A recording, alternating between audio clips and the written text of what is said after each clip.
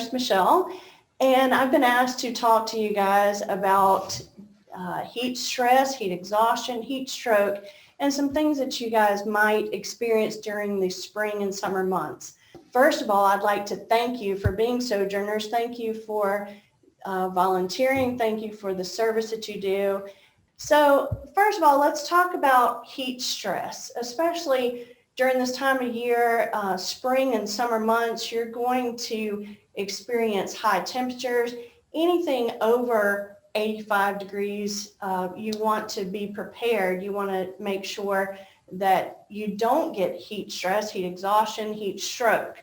So I'm going to talk about the difference between the two and what you might see. So some things that I want to talk about, if you already have some health problems such as diarrhea, vomiting, cold, flu-like symptoms, you might already be at risk for heat stress.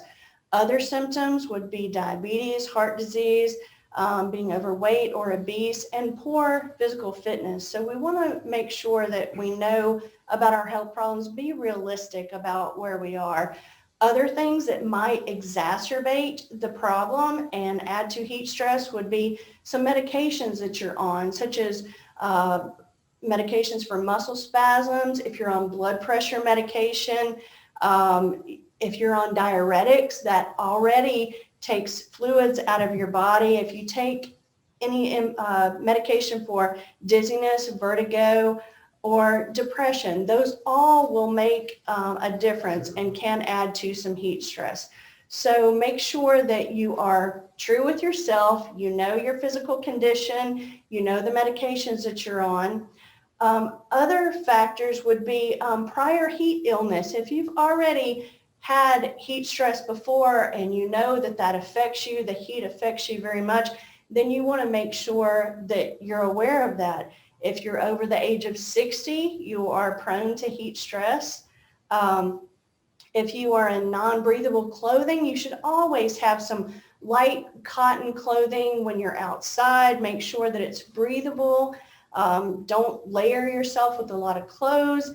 And also prolonged PPE use. So if you are in a mask for, 8, 10, 12 hours a day, you can certainly get heat from that. So you want to take a break as often as you can. So activities, if you are outside and you're high exertion, you don't have enough breaks, you repeated strenuous days in the heat and working through discomfort, your body will let you know when it's time to quit. So if you are out and about, especially if you're door knocking or you're up on a roof or you're painting or you're doing other things, take a break. Don't outdo yourself. Don't try to be a hero. Work for 15 minutes if you can, 30 minutes if you can. Your body's going to let you know when you need to take a break. So heat stress, heat exhaustion, heat stroke. Let's talk about those three. Heat stress and heat exhaustion are pretty much interchangeable. Those are pretty much the same thing. Again, your body is going to tell you when it's time to take a break. If you are thirsty, if your body says, oh, I'm thirsty, you are already going into dehydration. So you need to be constantly drinking water.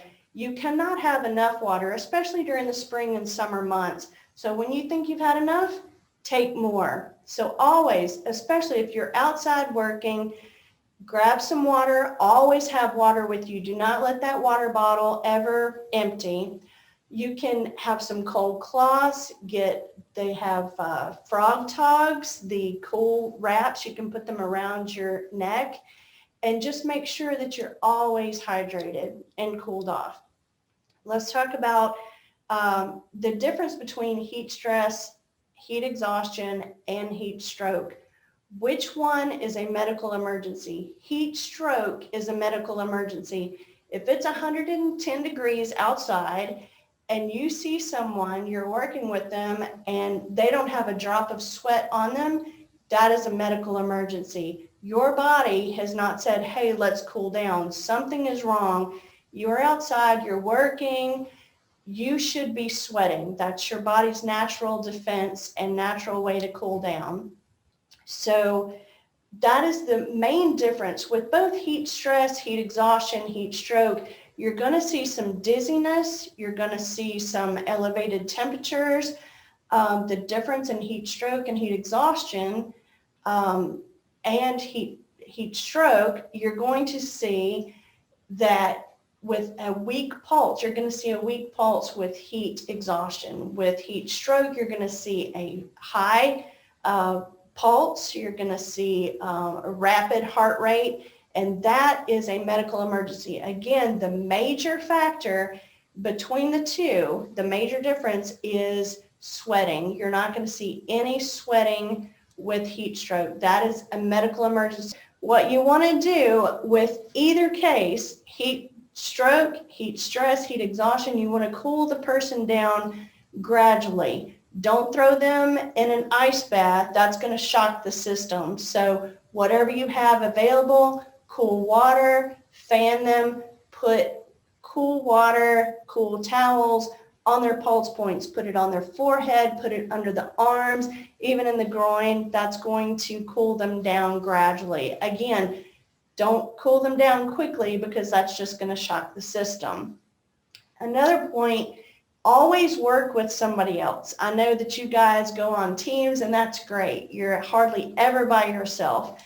If you start getting dizzy or kind of confused, that's probably a sign of heat stroke or heat exhaustion. So if you're working in teams, your teammate will be able to know that. They'll be able to see that, hey, wait, they were okay 15 minutes ago, now they're not okay. So always travel with somebody that's going to help you out. It's a lot easier to prevent heat stroke, heat exhaustion, and heat exertion than to treat it at the end. So just be mindful of those things and understand what your limitations are.